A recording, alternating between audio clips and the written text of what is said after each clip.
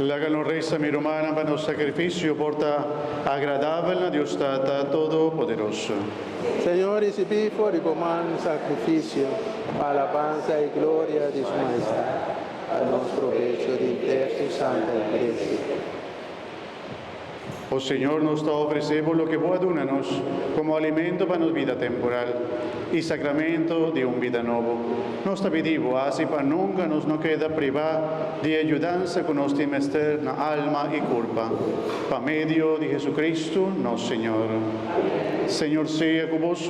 Y con vos, Espíritu, Alza vuestro corazón. nos alcena, Señor, La que nos agradecís, Señor, nos Dios. danos de ver y tabompa, En verdad, está justo y necesario, danos de ver y tabón panos, de agradecido siempre turcamenda, Señor Dios Tata Santo, Todopoderoso y Eterno.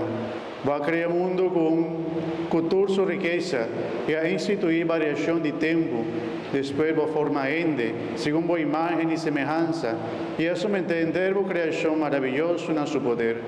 De buen nombre, por mandar y todo lo que vos a crear, y admirar vos obra, y por alabar vos grandeza continuamente, para medio de Jesucristo, no Señor.